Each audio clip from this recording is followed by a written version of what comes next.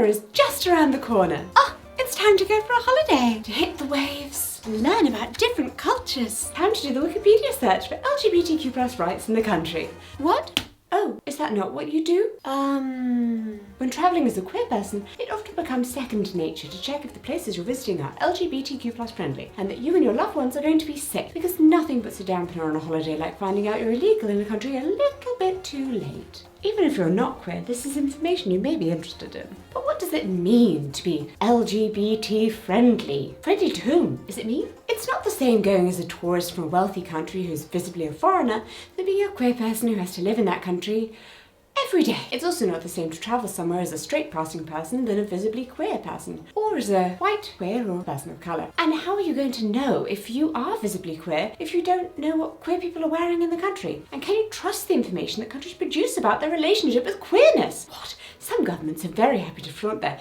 inclusivity, regardless of their actual policies. You mean they're not telling the truth?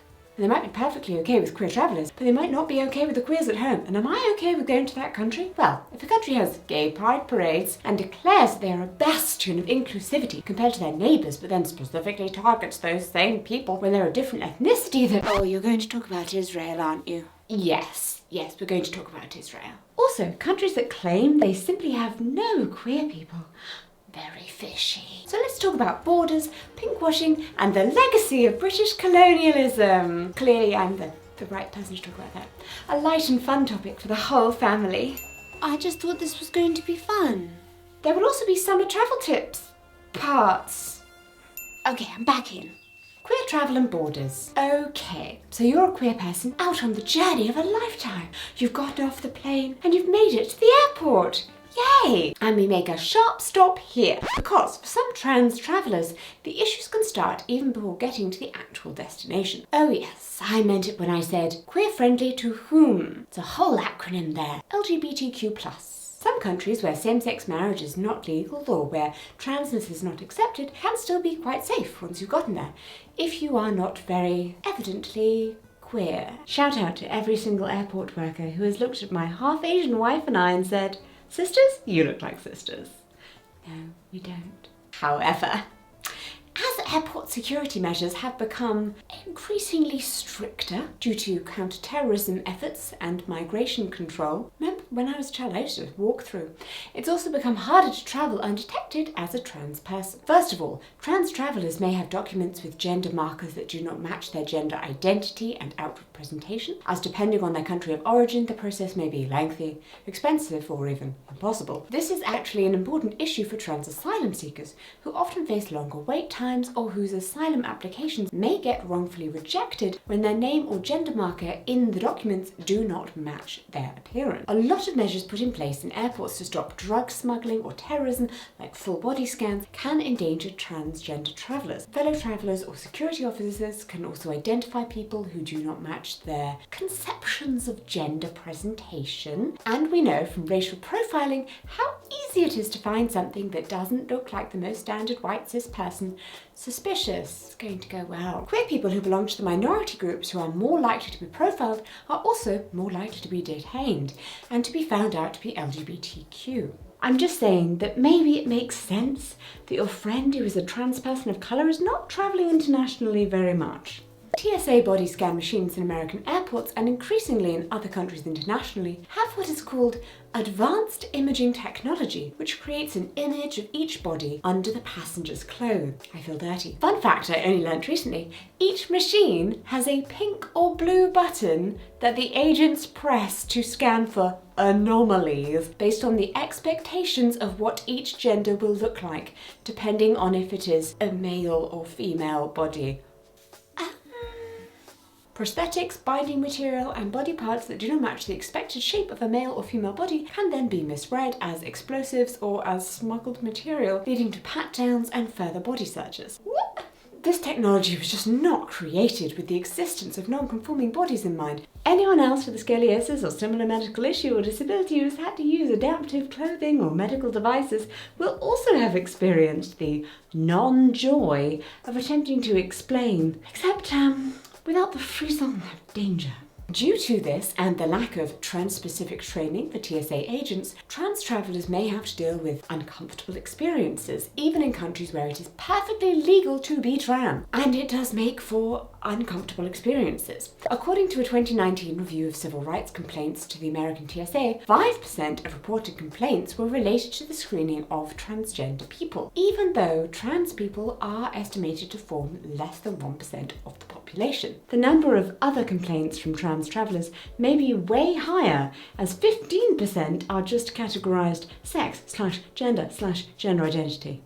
This experience is not ideal, but it becomes much more difficult to navigate when it takes place in a country that actively criminalises the existence of queer people. I guess it would kind of defeat the purpose if it was easy to Google how to trick airport security measures. Yeah.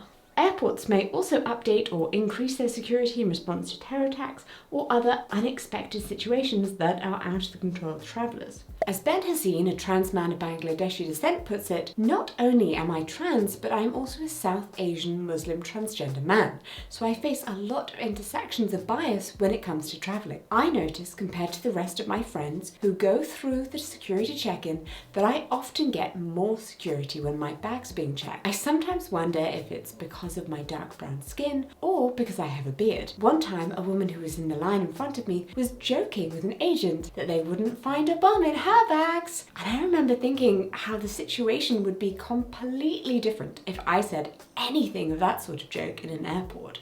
I mean, people don't joke about bombs in an airport. That is ridiculous.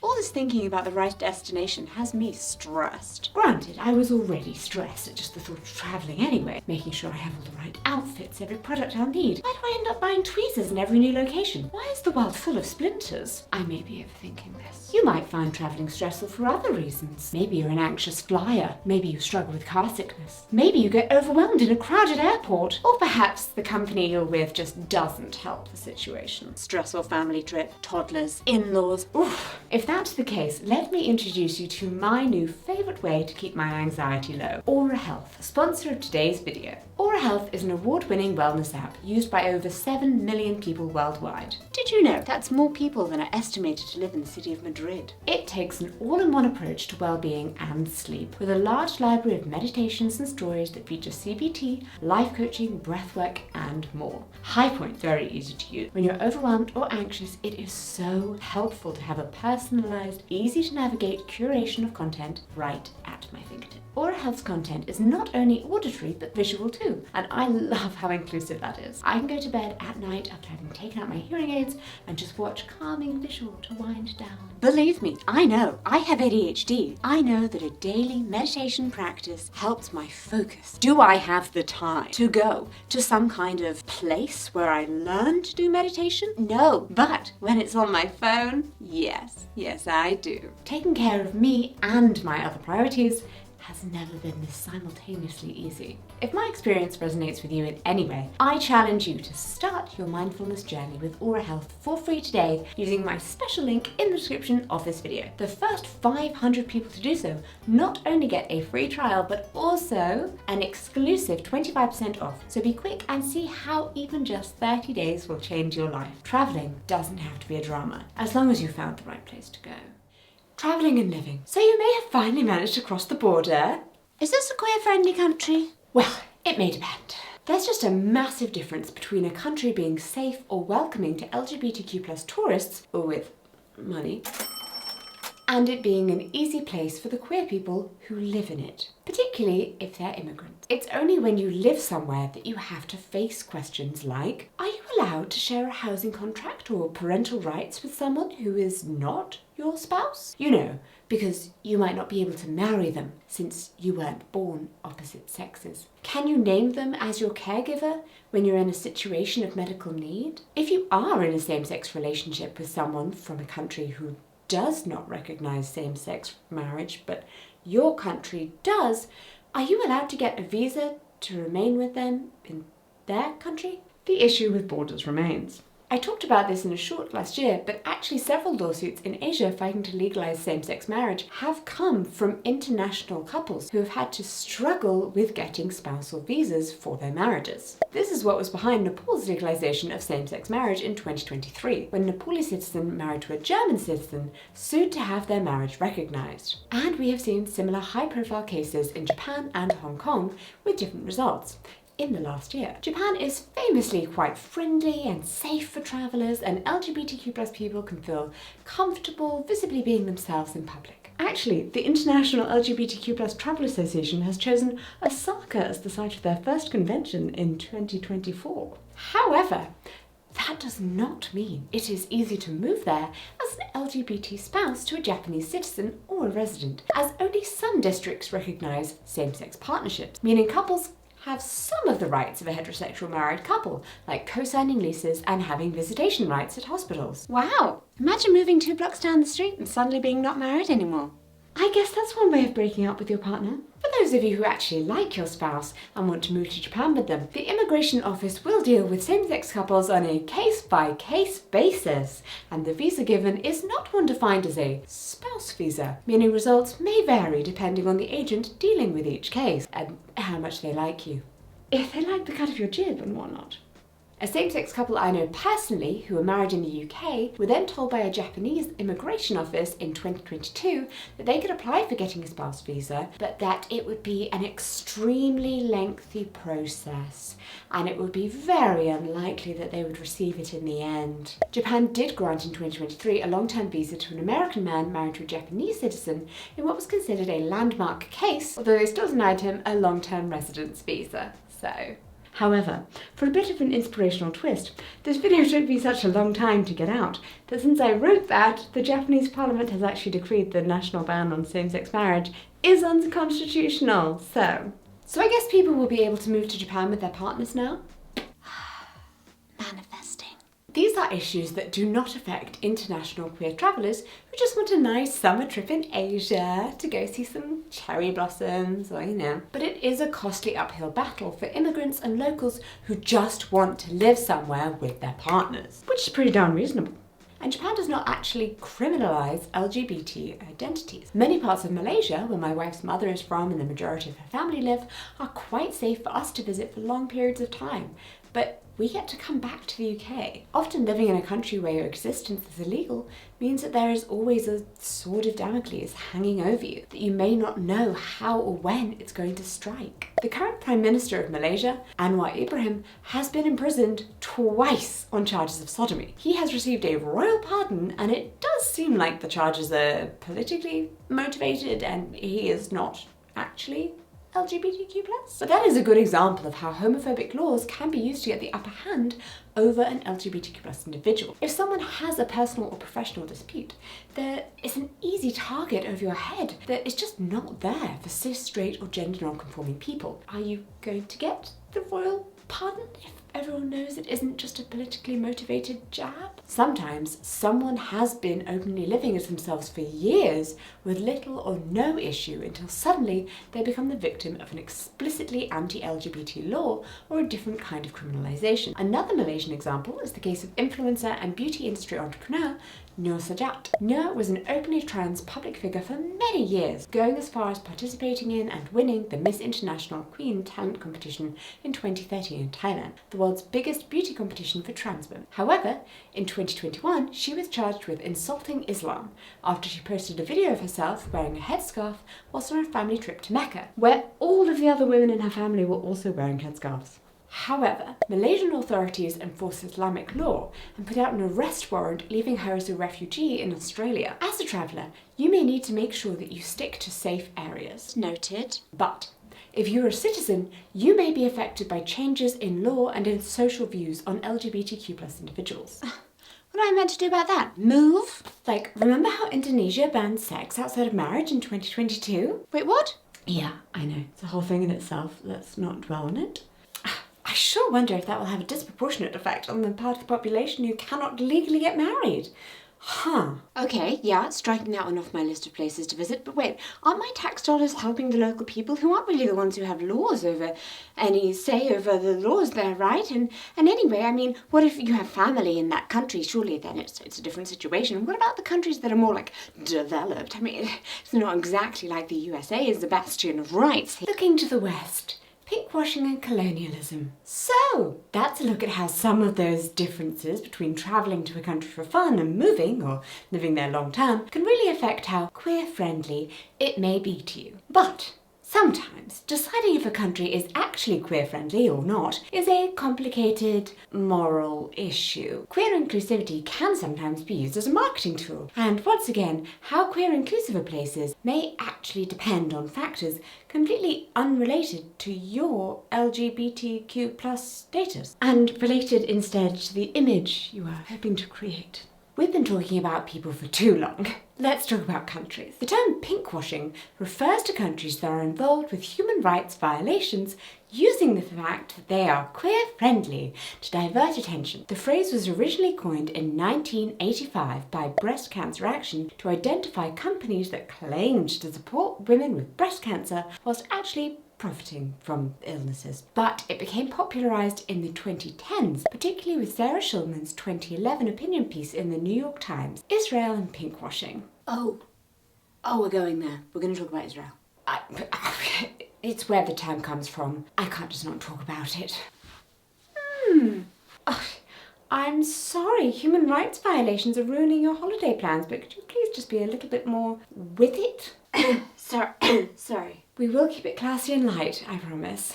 At least classy. This is your reminder to not be anti-Semitic in the comments. People and religions are not countries. Also, Israelis are individual people with their own individual opinions. No mindless hate or intolerance will be permitted here. Thank you. In 2005, Israel started working on a campaign, Brand Israel, to change the international image of the country, which was mainly militaristic and religious, into one that was modern, liberal and welcoming. And part of this process meant portraying itself as LGBTQ+ friendly. This is not speculation. This was an active, explicit effort to make the country look more secular and modern. As the Jerusalem Post reported in October 2006, a foreign ministry official told the Jerusalem Post this week that efforts to let European and American liberals know about the gay community in Israel were an important part of its work to highlight this country's support of human rights and to underscore its diversity in a population that tends to judge Israel harshly solely on its treatment of Palestinians. Still, it is a topic that is so touchy, he did not want his name used. In the words of Dean Spade from Jewish Voices for Peace, pinkwashing propaganda isn't just aimed at queer and trans people, it's aimed at anyone who might associate queer freedom with liberation, and therefore possibly be convinced that if Israel is pro-gay rights, it must be a just and fair regime. Gay tourism was encouraged throughout the 2000s and the 2010s, with campaigns to make Tel Aviv into an international gay tourism destination. And Tel Aviv was selected as Best Gay City in 2012 in a competition by American Airlines. I'm guessing I shouldn't write it down on my to-visit list, though. And in many ways, yes, this strategy has been effective. Nowadays, even as many queer activists around the world condemn Israel's actions in Gaza, one often hears the counter-argument that queer people should not support Palestinian human rights as Israel is a progressive and inclusive country, whereas Palestine is not. Same-sex marriage is not yet recognised in Palestine, and homosexuality under the British Mandate Criminal Code Ordinance of 1936 can face legal repercussions, including prison sentences. Thank you, British Empire. You never cease to amaze us. Yeah, more on you later. Though, frankly, it does seem like maybe repression and violence are not the most conducive environments to develop strong LGBTQ+ laws. Trans and queer Palestinian activists have complained that this kind of argument is intended to weaponize them against their own community because, believe it or not, there are numerous Palestinian queer rights groups. This position disregards the fact that people of all genders and sexualities live in all countries, whether they are legally allowed to express it or not. Is it not ridiculously cold-hearted to think that we can only empathise with people if they have a particular point of view? If you see someone choking to death, do you grab a pen and make them write down all of their political stances to make sure you're just fully aligned before you then do the Heimlich manoeuvre? I mean, would you watch them choke to death if you weren't? Do you only empathise with people who are in pain if they look like you? Oh, you should probably get that looked at. queer people shouldn't support Palestine because Palestine doesn't support queer people is not. No, those are two very separate issues here, people. Also, maybe no one should get killed. Controversial take from a pacifist, I realise. Israel's also not been doing the best job of dealing with queer refugees from Palestine. The official position of the Population and Immigration Authority, the institution dealing with this matter, was until February 2024 that Israel was not obligated to give asylum to LGBTQ plus Palestinians. After a legal battle, the Tel Aviv District Court decided that actually they are, and Palestinians endangered due to their sexual orientation can request asylum. Sadly, the Population Authority is currently trying to appeal this ruling. Because once again, queer or not, it's not the same crossing a border as a tourist with disposable income than as a refugee. Israel does definitely have more legal protections for LGBTQ plus people, but the Israel is pro-LGBT versus Palestine is anti-LGBT model just obscures the issues that the queer community faces in Israel as well. The country recognises same-sex marriages performed abroad, yes, but it's not yet legalised them. On top of that, according to the Israeli press, the orthodox political parties, which are allied with the Israeli Prime Minister, have consistently opposed the expansion of LGBT rights, and there are strong fears that the legal situation of the queer community will get worse, as the more conservative religious elements of the government have taken control of the Supreme Court and will have the power to name judges. So, while the Israeli Defense Forces are tweeting images of soldiers holding up the rainbow flag, one of the Israeli ministers of defense has self-described as a fascist homophobe who will not stone gays, but only because he's a man of his word, which it's a very low bar. A very low, very concerning bar. So pinkwashing happens when a country tries to appear liberal, modern or progressive, but sometimes a country wants to indicate that they actually are not in line with Western value.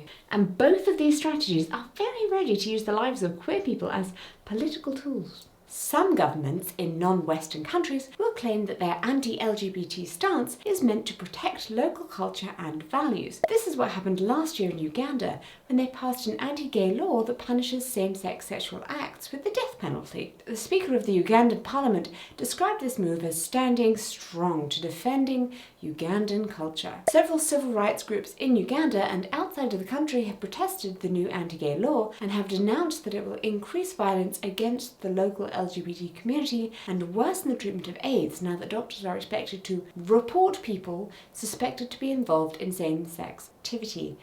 Not the only way AIDS is spread, guys. Did you know where the anti-same-sex relations law come from in most countries that have been a colony? Can you guess?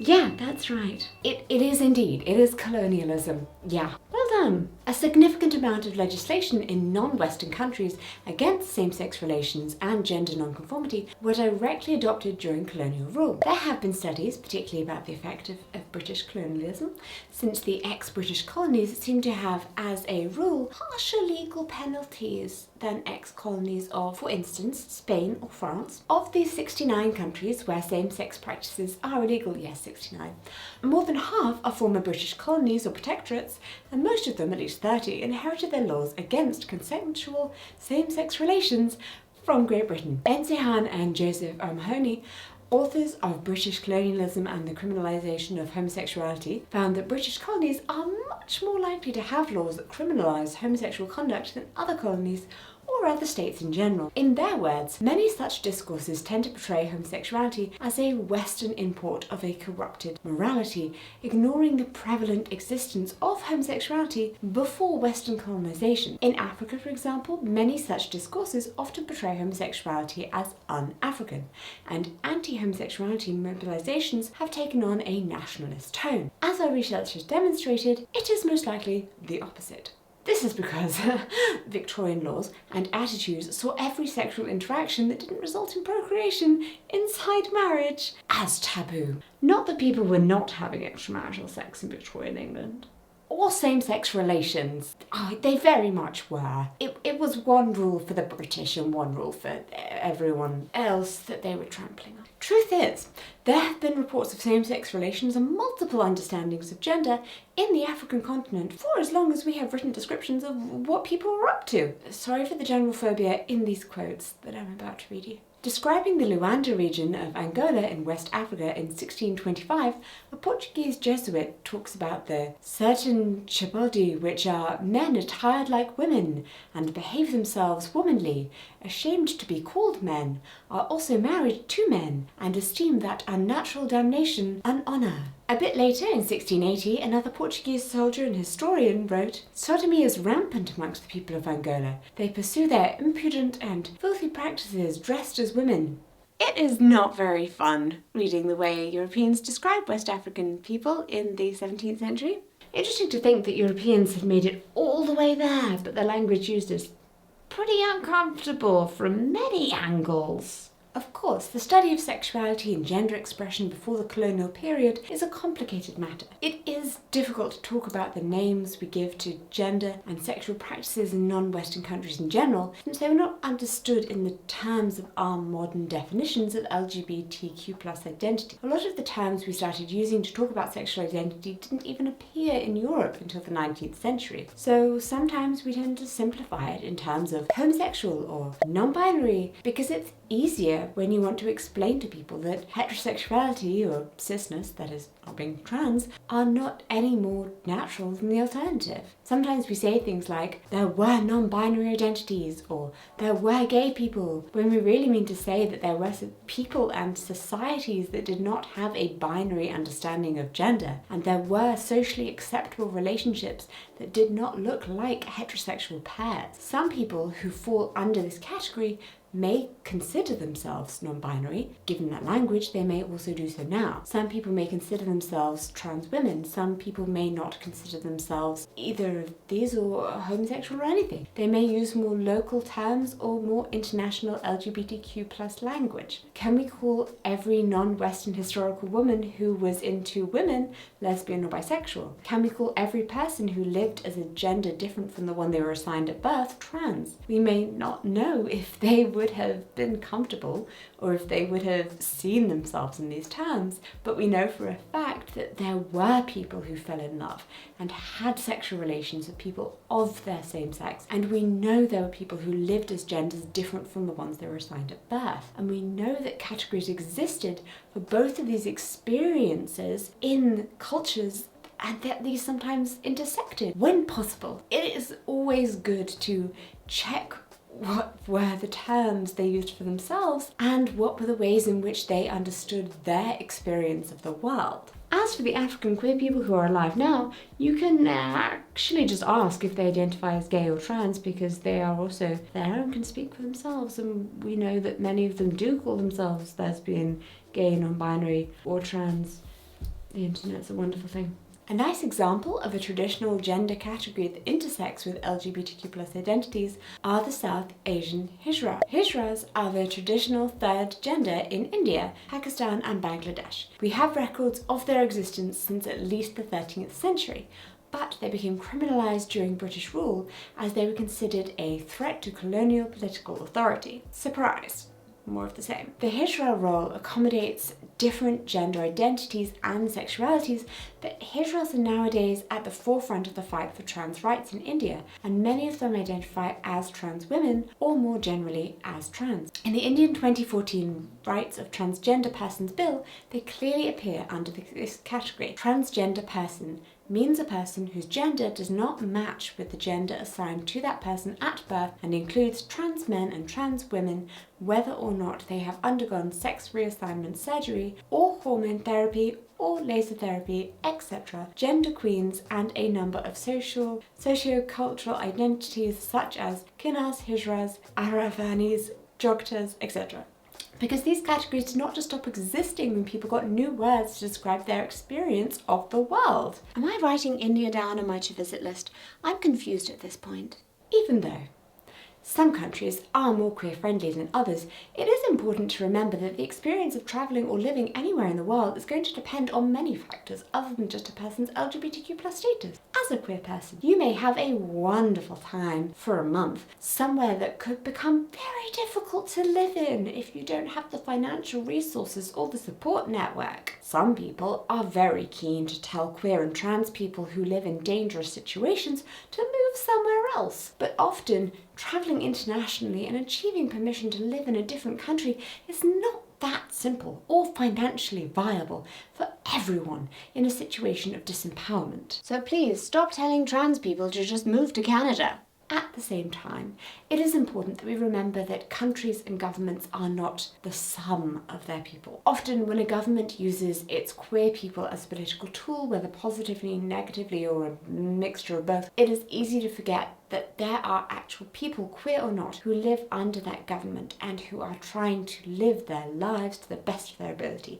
And maybe vulnerable queer people are already being forgotten enough as it is. I hope you've enjoyed this quick holiday. Welcome back home. And remember, whether you need a calming moment on your travels or at home, check out the sponsor of today's video, Aura Health, by clicking the link in the description of this video. You can start your mindfulness journey for free today, and the first 500 people to click through the link will get an exclusive 25% off after the free trial. Thank you for clicking the link, supporting my channel, and thank you to Aura for being the sponsor of today's video.